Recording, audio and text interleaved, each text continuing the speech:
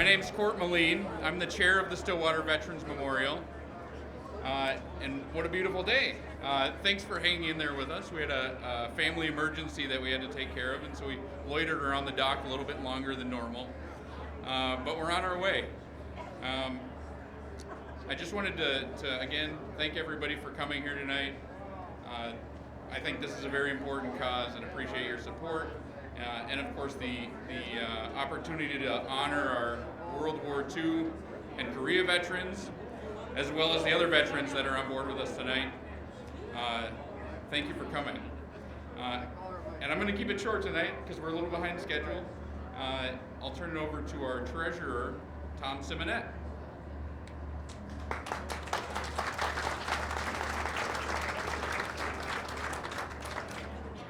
I'm going to be standing in front of these two great-looking gentlemen, and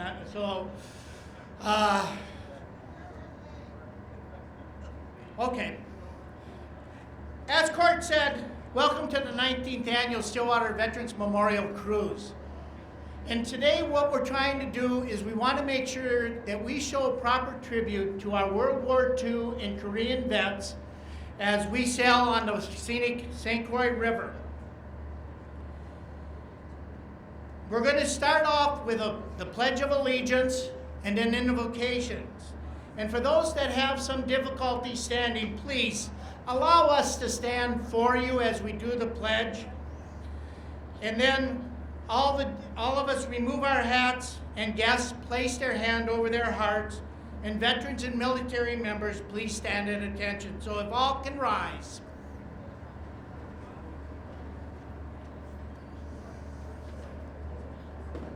And the flag is off to my right.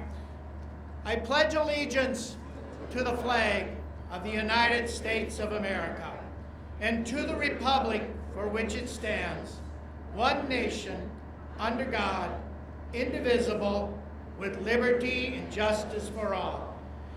And I'll go into the invocation, so please bow your heads. Lord, we sail today on the mighty St. Croix River, a beautiful landscape touched by your hand.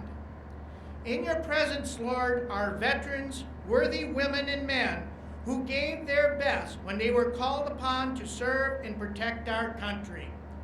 We honor them as you bless them for their unselfish service and constant struggle to preserve our freedoms, our safety, our country's heritage, and then to restore the freedoms to those less fortunate.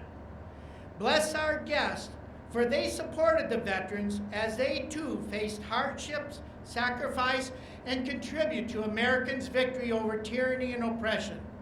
We respect all of them, we thank them, we honor them now and forever. In your name, amen. Please have a seat.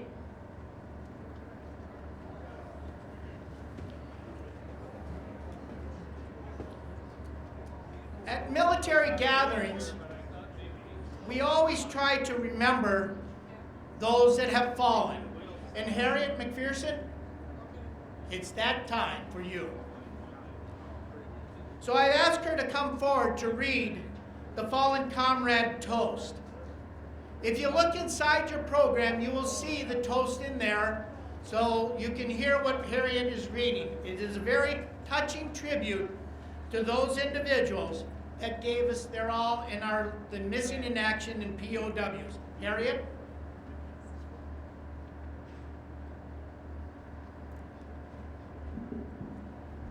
And I could hear Tom just fine. I hope everybody can hear me.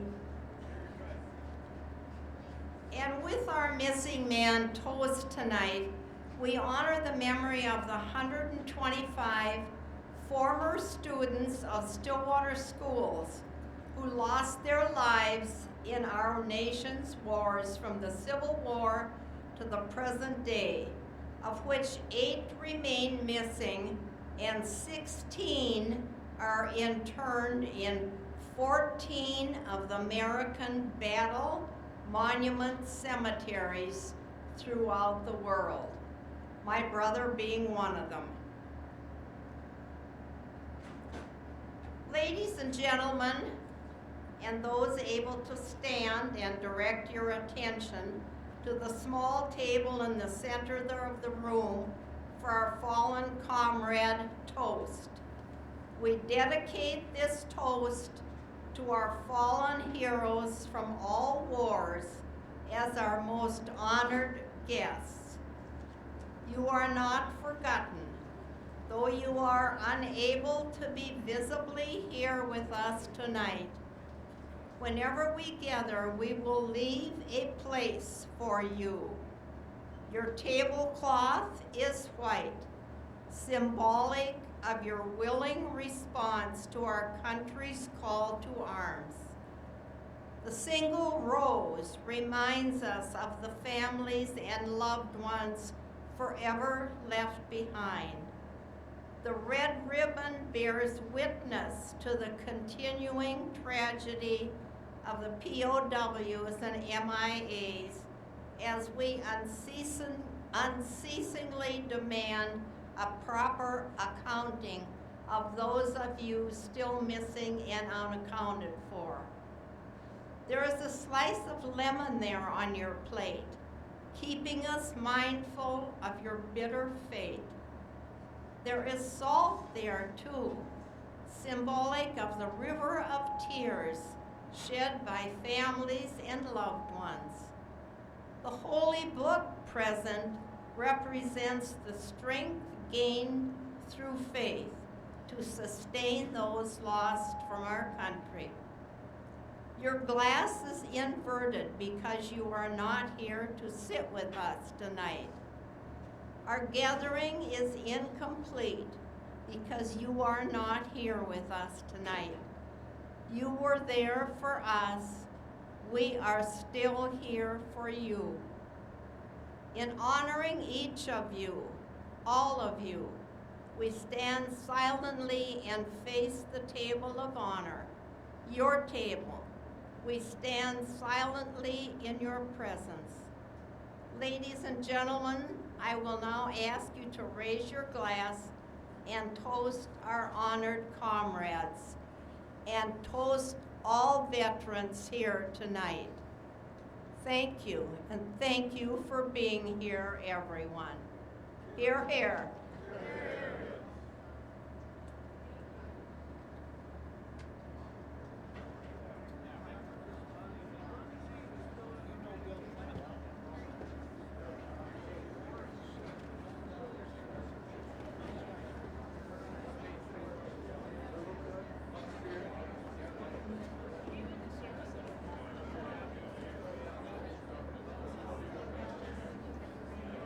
If the Summertime Quartet, are you ready? Come on down. We're going to have the Summertime Capella Quartet give us a few songs.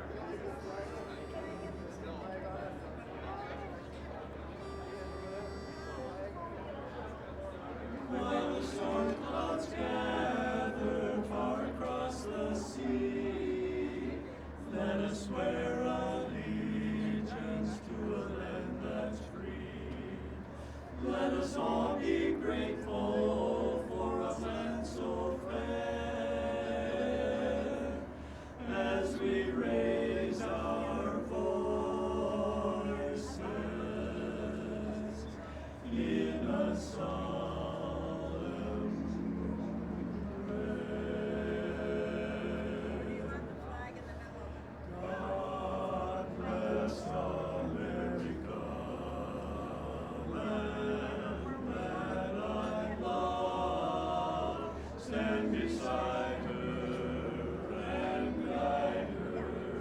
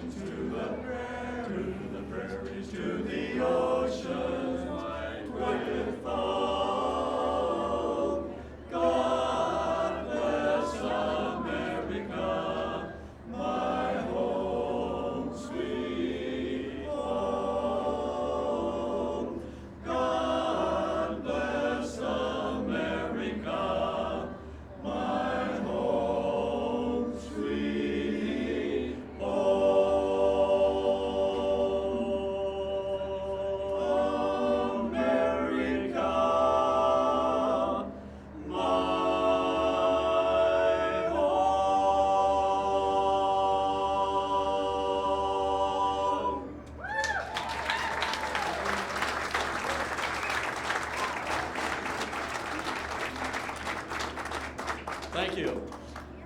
It's an honor for us to be here tonight, this afternoon, amongst, we talk about heroes, but sometimes I think we forget those heroes that stayed back here, the wives and families and children that stayed here. They are also heroes. So remember them when you talk about heroes as well. We have a great country. God bless America. It's not perfect. There are many problems, and as we listen to the news, and I try not to listen to it very much, but the stuff going on in Afghanistan, and I thought, wow, we have no idea. Some of you have perhaps been there, but I have not. And we have no idea what those people are going through for lack of freedom. So we're going to do this next song, and those that have been here before have heard this, and we'll recognize each branch of our service. And as we sing the song for your branch of service, if you are able to stand, please do so. If you cannot, raise your hand or have the person next to you or somebody to stand in your place. But we want to recognize each of the branches of our service at this time.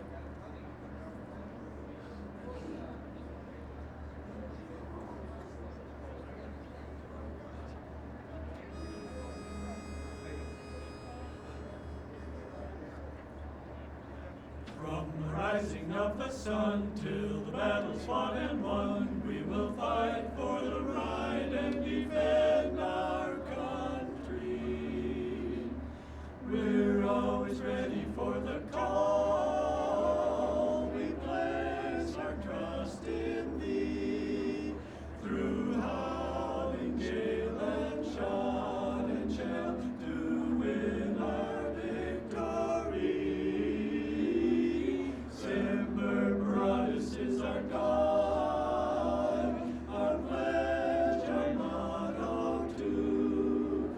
We're always ready, do or die. I'm Coast Guard, we fight for you, for you.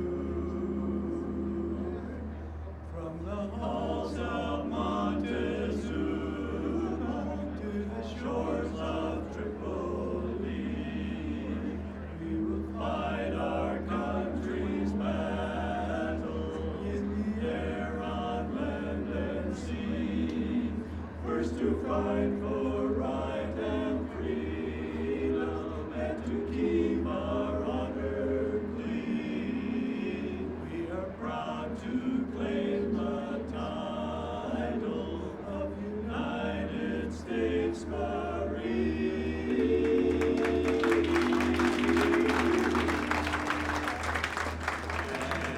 Anchors aweigh, my boys, anchors aweigh.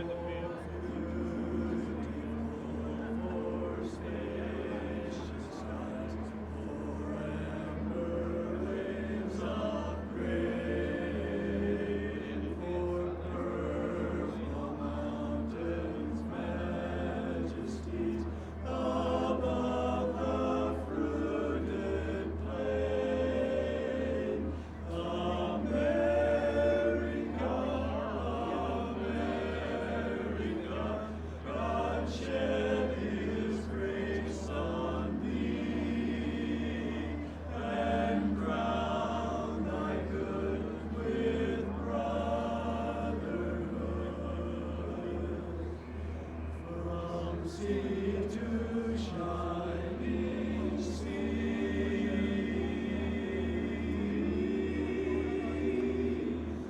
From sea to shining sea. America, America, America,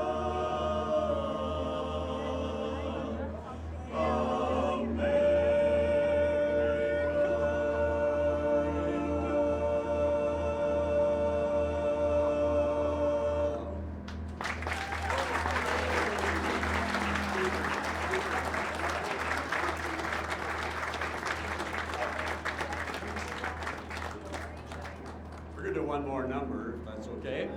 We'd like to end with a gospel number, and it's kind of a fun number we like to do. We hope you'll enjoy it as well. Swing down, sweet chariot.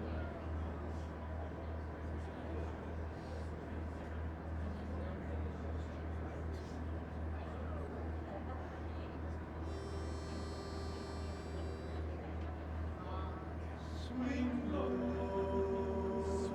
low, sweet chariot,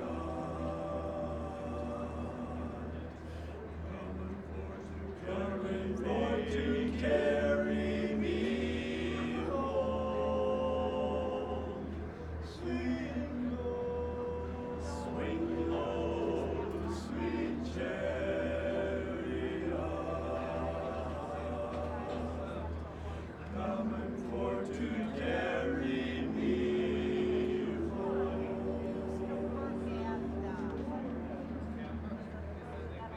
Why don't you Swing down, cherries up and let me ride.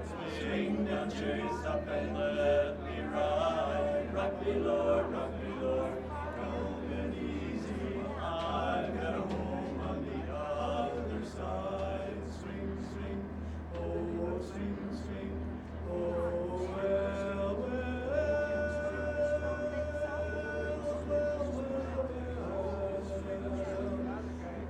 Ezekiel went down to the middle of the field, saw an angel working on a chariot wheel. Wasn't so particular about the chariot wheel, he just wanted to see how that chariot feels. Why don't you Swing down, chariots up and let me ride.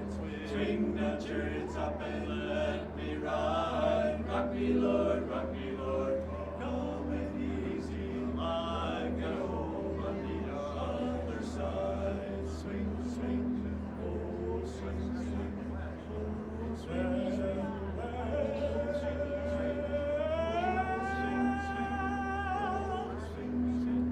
well, Ezekiel went down and he got on board. The chariot sang of a bump and now it's down, sing oh. Swing beside the road. He just wanna lay down his head. Why don't you Swing down, chariots up and let me ride. Swing down, chariots up and let me ride. Rock me, Lord, come and easy. I've got a home on the other side. Swing down, chariots up and let me ride. Swing down, chariots up and let me ride. Rock me, Lord, calm and easy. I've got home on the other side. Swing down, chariots up and let me ride. Swing down, chariots up and let me ride. Rock me, Lord, calm and easy. I've got home on the other side. On the other side.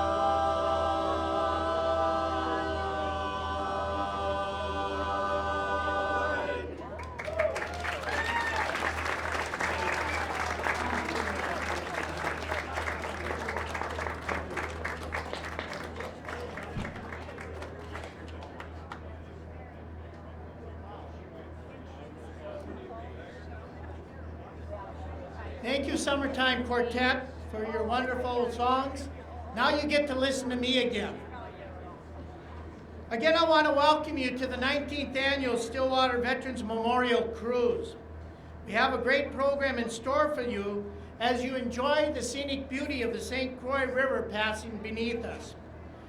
Our guest moderator, Mark Copeland, has brought along Bill Patton and Jim Rasmussen to talk to us about stories that will captivate your interest as they take us back to the days of 12 o'clock high and the daring daylight missions of the 8th Air Force that crushed the war machine of World War II.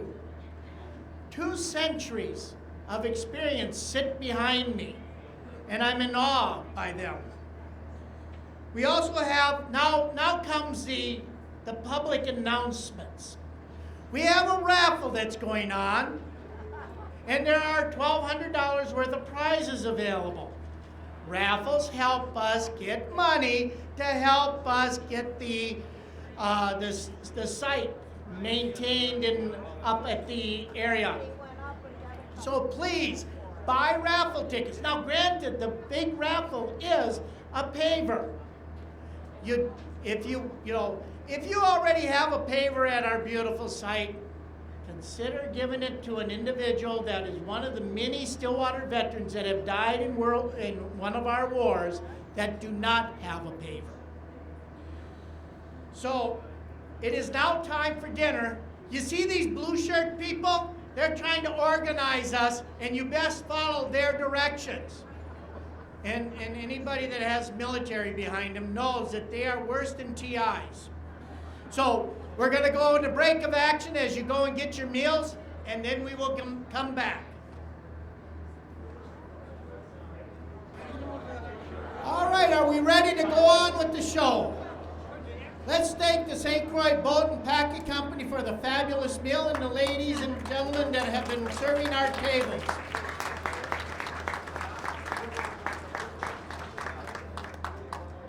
As we begin this program, I'm only going to get to introduce Mark Copeland, an 8th Air Force historian.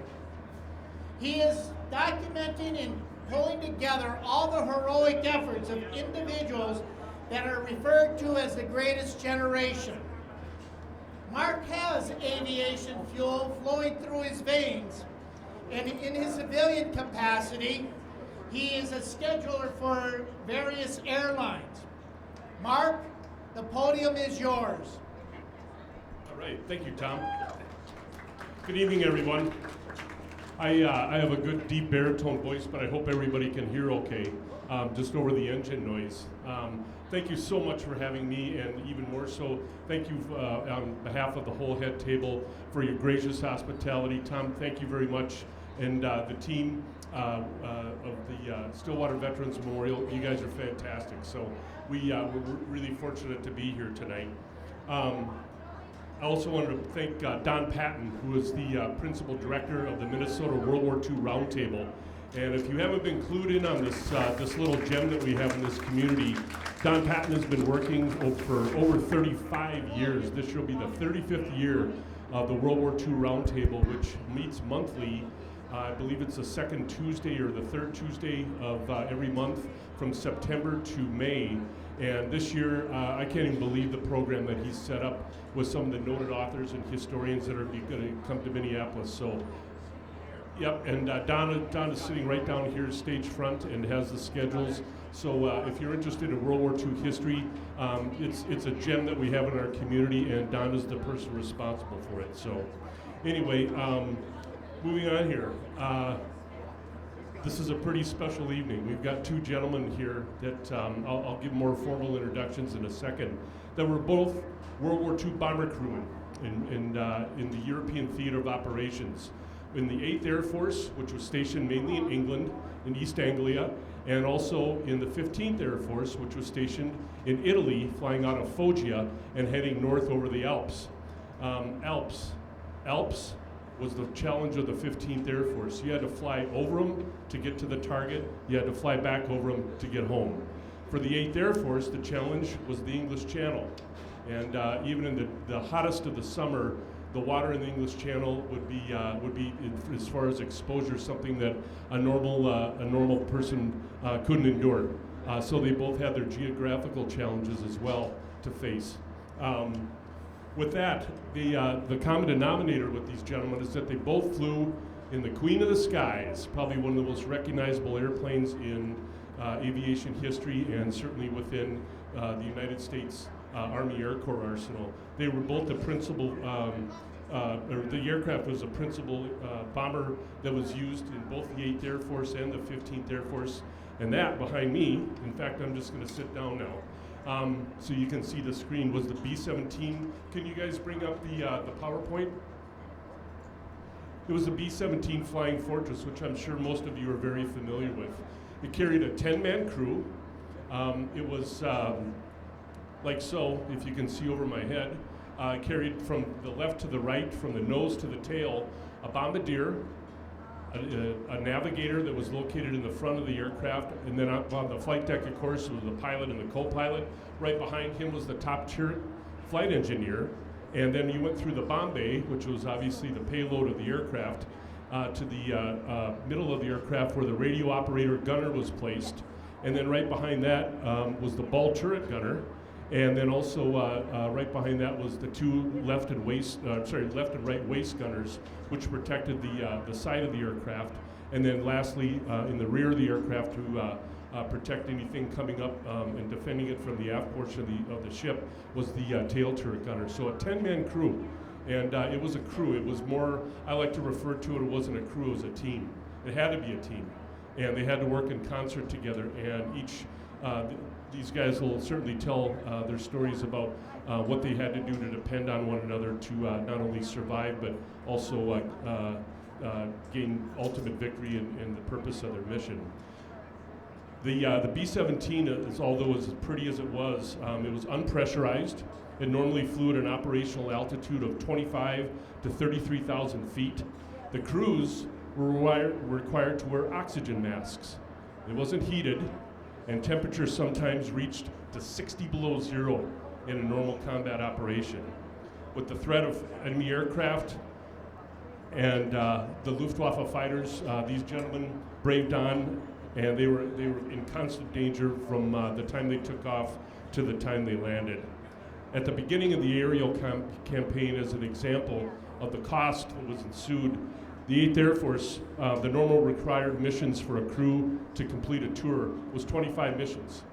Doesn't seem like a lot, but in the fall of 1943, the average life expectancy of an 8th Air Force crew was just 7 missions. That's a lot to think about when you're 19, 20, 21 years old. So without any further ado, I'm going to introduce our two gentlemen here. On my immediate right, and wearing this beautiful blue shirt, is Second Lieutenant James Rasmussen, who was a navigator on the Wilkes crew of the 349th Bomb Squadron, the 100th Bomb Group in the 8th Air Force. And Jim was credited for 32 successful combat missions, right? Yep.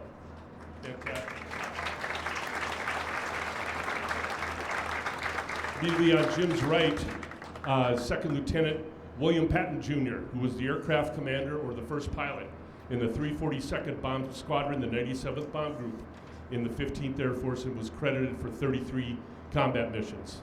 There he is. So, not only is this a beautiful evening on board and great food and great hospitality and great company, let's take all a second and just think about what we have here. Jim is, he's the punk. He's 97. And Bill, who on June 16th, 14th, Bill just turned 103. So together, I think you guys can kind of do the math. The point is an evening like this, well, we'll just say it's very, very special. So let's give each of these gentlemen a microphone, and I'm just going to ask them each some questions, and I'm going to let them tell the tales of their days long ago, flying in the 15th and the 8th Air Force. First of all, a little bit more of a proper introduction. Jim Rasmussen was, again, a navigator on the Wilkes crew in the 100th Bomb Group, 32 combat missions. He was born in 1924 and was a graduate of Washburn, no, Roosevelt High School. High School. Yep, in South Minneapolis. And he enlisted and went into pilot training. Well, Jim went out to a place in Santa Ana, California, with 15 other pilot candidates. Then they kind of started to do the math a little bit, and they said, you know what? We need more navigators than we need pilots. So this is something that you succeeded because you were very good at what you did, but the job kind of didn't work out so well, or didn't work out that way, I should say. So they plucked 400 of the top candidates of Jim's class of 1,500 and said, no, you're not going to be pilots, you're going to be navigators because you're the smartest ones in the class, right? That's right. I always figured that I was too smart to be a pilot. That's right, exactly. And just to give a little more background on Bill Patton here, he was born in Kansas City, and he also trained at Thunderbird Field in Arizona, and also in Pecos, Texas, and in Dyersburg, Tennessee, and Lincoln, Nebraska. And so, as I mentioned, Bill's going to get the first question here, so I'm just going to push forward here a little bit and let you see what a handsome devil he was back in those days. So, Bill, I'm going to ask you this: you were assigned at your crew in Lincoln, Nebraska, and here I got an idea. That better?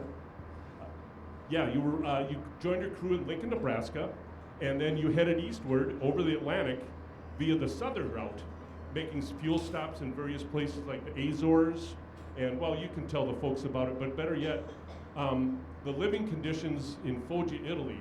When you first got there, tell them about your welcome to Italy. Well, it rained constantly, and we had no runways. They had to build runways. Made them with steel mat, which was a tough thing to fly on, I'll tell you.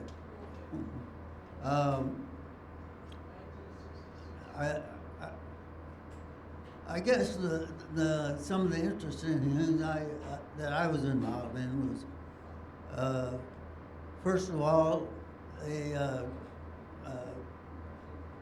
gave us each an airplane and a crew in Lincoln, Nebraska, and we flew the plane and the crew to Foggia, Italy.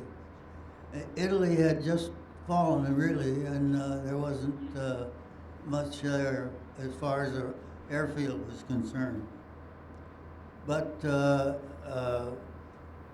we got it handled, and I flew. I think you had 34 missions. 34. I'm sorry. 34 is the amount. We flew to some pretty difficult missions. They were ball bearing factories. Then also we bombed the Ploesti oil fields in Romania, and let's see. Well, we'll get to that here in a second. So when you got to Foggia, you checked in. You saw your squadron commander, and you were wondering about your living conditions and your living arrangements. And what did they give you? What was it now? I said your living arrangements in Italy. What did they give you as a welcome? They gave us a tent. And said, "You guys go figure it out." Yeah. Welcome to Italy. And some of the things that we had to figure out was how to heat it. Me being an engineer by profession, I thought I could handle anything. But heating a tent with aviation gasoline is a tough job, I'll tell you. That's great, Bill. Thank you. Now we're going to turn the mic over to Jim, and We're going to talk about his escapades on going across the pond and taking residence at Thorpe Abbott's, which was the home of the 100th Bond Group. So tell the folks about that, Jim. Well, Thorpe Abbott's was actually a base that the British had built, and so it was quite complete by the time we got there. They turned it over to the 100th Bomb Group, and of course we had quarters in Quonset huts. That was steel huts that kind of round shaped, if you're all familiar with it. And we had only about 12 people in each one. Of course, we didn't have any bathrooms, and as far as heating goes, why, we had a stove in ours, and which was fueled by used aircraft engine fuel. I mean oil. That when they drain the oil out of the airplanes, we'd end up burning it and to heat our places. So we had fairly good living conditions, good steel floors or cement floors, and no mud, so we had nice conditions. That's great, thank you. Bill, let's turn it back over to you. And as I mentioned, folks, I'll just give a real brief thing to kind of tell a little bit of a difference between the 15th and the 8th Air Force in regards to missions. The 15th Air Force was stationed, it's a terrible map to see, but were those little arrows that are shooting out of Foggia, Italy. That's right in the heart of the boot of Italy. They had to fly northward over the Alps, deep into Germany, and some of the missions, when you got up to Brux, Munich, in the central region of Bavaria and northward into northern Germany, some of the missions were literally almost 12 hours long. Now, could you imagine being up at an altitude when you get into enemy territory, everybody's trying to kill you, you have flak and fighters, and you're flying that airplane, and it didn't have any of the cool stuff that they have today in commercial airliners or in modern day military aircraft. There was a lot of hand flying. It was obviously very, very cold, and it was, in some cases, when the missions got so long, crews were actually credited for 2 missions out of flying 1. So Bill had basically what was called double missions. And so I think it would be an appropriate time to maybe mention probably your most memorable mission, Bill. I think you mentioned, I know you had a bad one to Brux, and of course the Ploesti oil fields. Probably the toughest target we had was the Ploesti oil fields in Romania. The reason it was tough was that they were long missions to get there, and we were vulnerable from German fighters all the way in and all the way back. So to me, that was the toughest missions that we had. However, we had to go over the Alps to get to the ball bearing factories, and that took more gasoline and more time to get to the target. But I don't know, it all worked out. Good, thank you, Bill. Jim, on the 3rd of February 1945, you flew in the largest mission that was ever flown by the 8th Air Force in World War II. And do you remember the target that day? What day was that you're talking about? The 3rd of February 1945. No, I don't remember the mission. Well, I won't blame you. Okay. Well, let's check. I think I got it here, if I remember right. You don't get dessert. Yeah. Anyway. No, the 3rd of, I gotta say, let's, just as a footnote here, the first mission the 8th Air Force ever flew was on August 17th, 1942. There were 12 B-17s flown actually in the lead by, at the time, Major Paul Tibbets, who later on had fame as the aircraft commander of the Enola Gay, which dropped the first atomic bomb on Hiroshima August 6, 1945.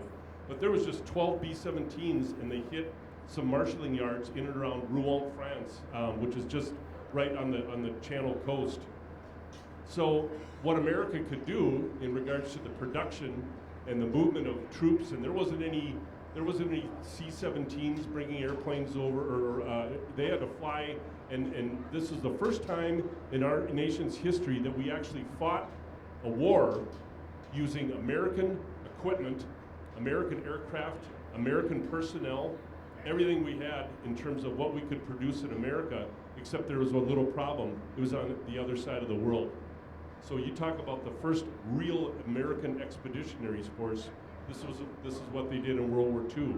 And on this, as I mentioned, on the 17th of August 1942, we only had 12 B-17s that hit this target in Rouen, France. The mission that I'm referring to with Jim, which he'll tell us about in a second, there are over 2,000 American aircraft in the sky to hit the German capital of Berlin in broad daylight. And that was only 2.5 years from the time that there were only 12 that hit the first strike. So quite an amazing feat for our country. Jim, that was a bad one. Oh yeah, maybe that's why I didn't want to remember it, because I think that was Berlin. That was the first mission that really scared me. You know, when you see airplanes going down right next door to you and whatnot, you really get frightened. And I realized at that time that was one reason that they called the 100 bomb group the Bloody 100. Although that day we only lost 4 airplanes, I think it was, but the airplanes, when they're right next door to you going down, and you're watching the crewmen bail out from the next to you, and you kind of realize that we're in a fight here. I guess that's what it was. I think I recall the thing where you in the Navigator, which is, if you're familiar with the B-17, right in the nose is where the bombardier sits. That's a very important job because you want to put the bombs on the target. And the Germans figured out very early on that the way to take out a B-17, the most efficient way, as you can see in this picture, was hitting a frontal attack. You attack from the front. In other words, you fly the German fighter straight at the formation, and you didn't aim at the engines. No, you aimed at the flight deck and the nose of the aircraft to kill the crew. It's war. And Jim was in a very, very vulnerable spot, and I remember you telling me about a time when you looked out the side window. If you can just see the side window just behind the explosion of the aircraft. You looked out, and there was a German fighter kind of looking straight at you, wasn't it? That's true. You know, normally when you're flying at 4 miles up in the air, you never see the enemy. But this time he came in so close, I could see the guy sitting in his cockpit, and it was like he was looking at me and I was looking at him. Now I never knew when I finished navigation school, when I first saw B-17, they said the navigator's got to take care of 2 50 caliber machine guns. So that was the first time I knew that, so I never really learned too much about the 50 caliber. But I had my 50 caliber aimed right at that guy, and when I pulled the trigger, the gun was unsafe. So I don't know how that happened, because we used to go through a routine, you know, as soon as we come across the channel, you'd load the gun, you'd test fire it, and you'd have it all ready for shooting. But I suppose I was concerned about keeping that gun safe, so I put it on safe then. That's good. Well done, sir. One of the technological marvels of the war was in a war, technology seems to speed up a little bit. And one of the aircraft that both Bill and Jim had to face was the German Messerschmitt Me-262, which was actually the first operational fighter in history. And there's a picture of it right there. It was, to say, an ominous surprise to the Allies that the Germans had this thing, because we didn't have anything that could catch it. It had a top speed of well over 550 knots, in a good tailwind even more, and we didn't have a fighter or anything that could protect the bomber formations from this. We can get into a whole myriad of ideas and thoughts why the Me-262 didn't prolong the air war.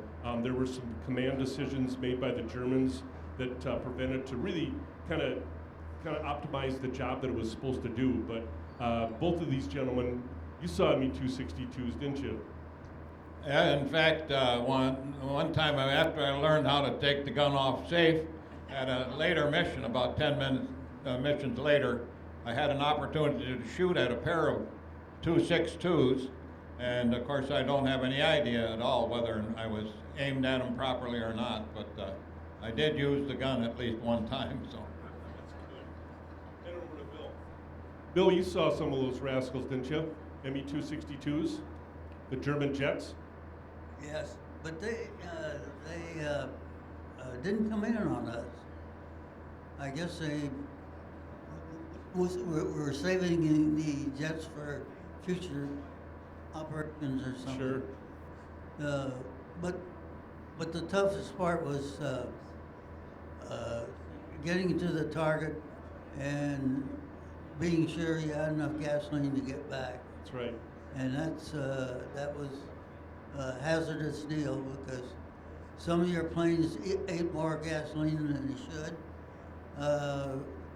Headwinds caused problems with gasoline consumption. So we lost a lot of airplanes just By running out of gas. out of gas. Yep, that's right. And You really had to learn how to lean out the aircraft. you really did. The one of the things that interested me when I landed in Italy was what kind of runways do we have? They had none, so they started building runways. PSP, marker the metal runways. Yeah, they're flat steel grating that they used, and this was locked together, each piece, and they just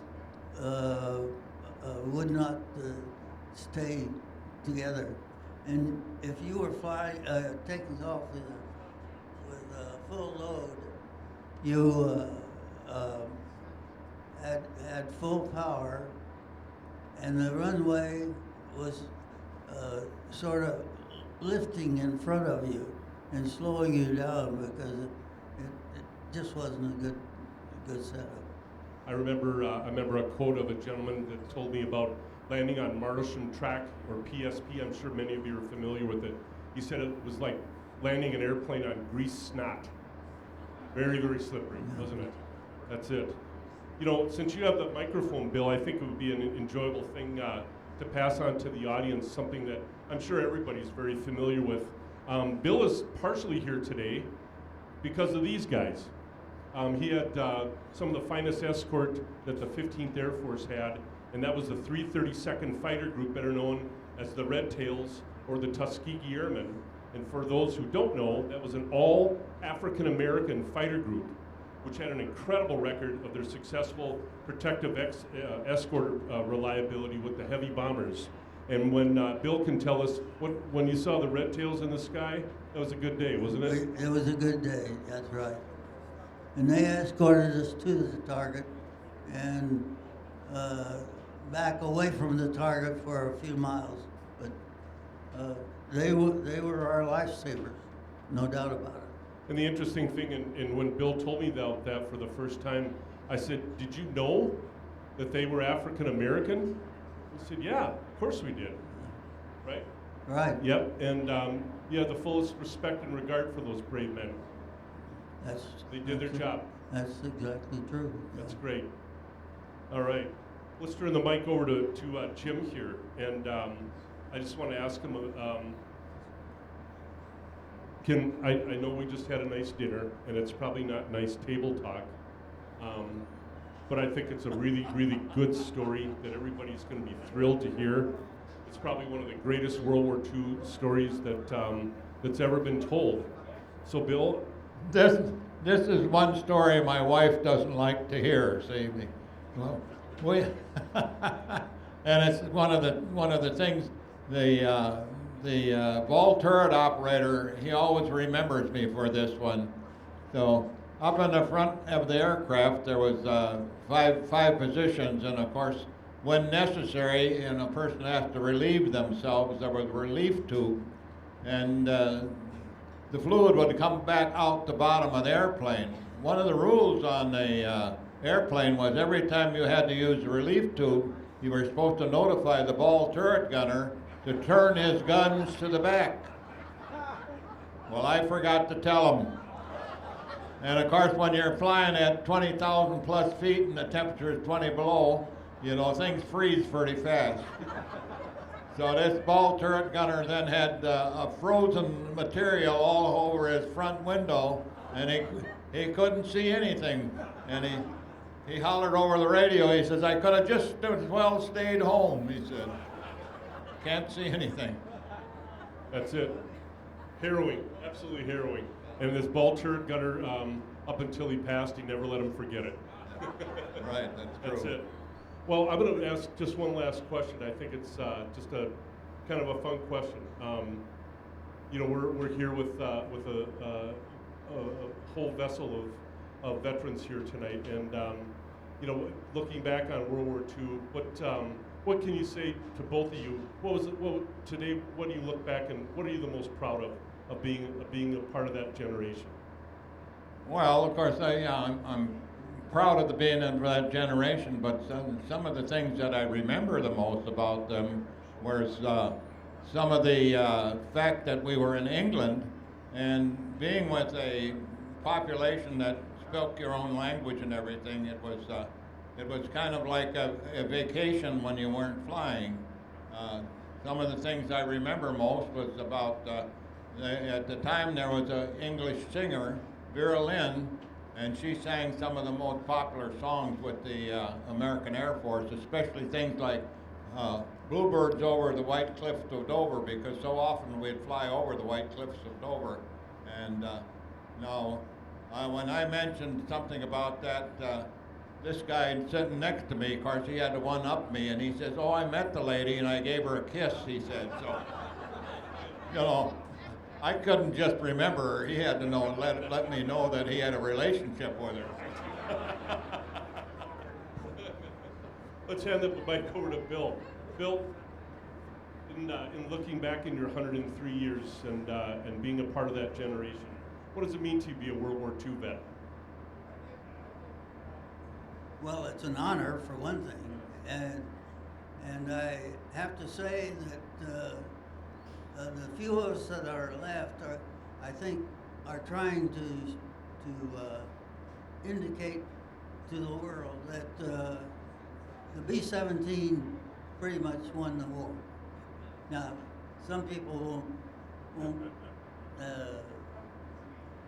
go for that, but we did a pretty good job. You sure did. Well said, sir. Thank you.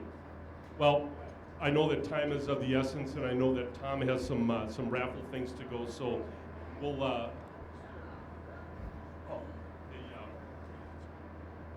we'll close this out. And I hate to give some grim facts, but it's history.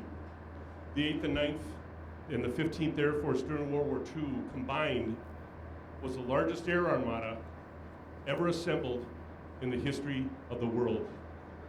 Through their courage and endeavor, they helped defeat the greatest known force of tyranny this world has ever seen.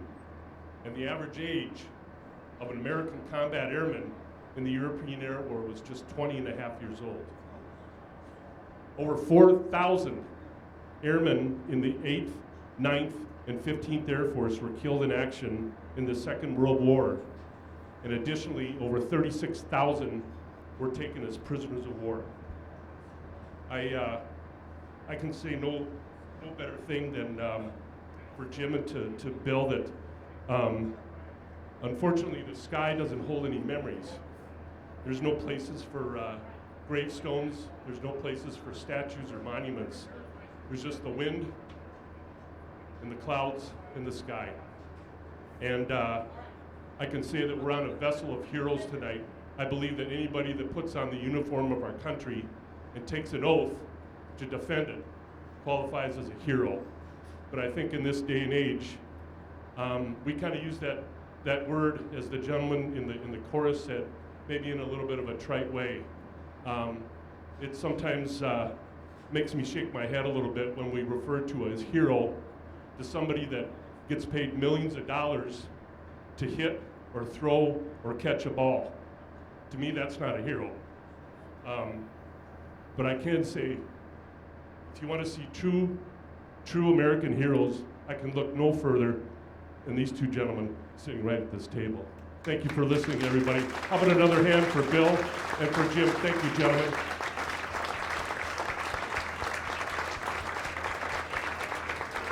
Thank you very much. You know, there are several thousand Americans buried in England, and on one of the things in England, there's a plaque, and it's got a piece of poetry on it. That poetry was written during World War I, and it was something my dad reminded me of, because it was, and I'm all sure you're all familiar with it, in Flanders Field, the poppies blow.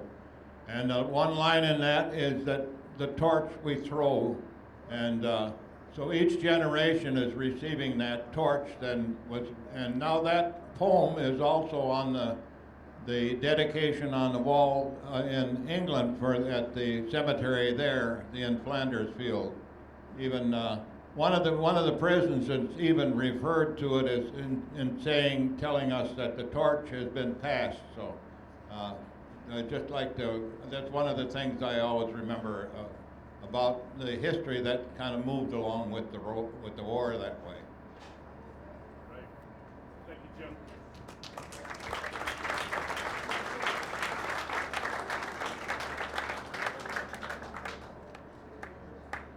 It's hard to all of a sudden be the MC and then have to come up before you all after something like this. So one more round of applause for both Bill and Jim, and Mark for your coordinating, and Don also for you too. I want to thank all of the veterans, whether you are World War II, Korean, the Cold War, Vietnam, or any of the countless wars that we've had where we have put our people in harm's way. I hope you had an enjoyable evening. There's a song out there that we know very familiar by the three tones that it comes off the bugle. Our day is done, gone the sun, from the lakes, from the hills, from the sky. All is well, safely rest, God is nigh. We have returned to our point of beginning. I wish everybody a good night, and like a true Minnesotan, watch out for the deer, okay?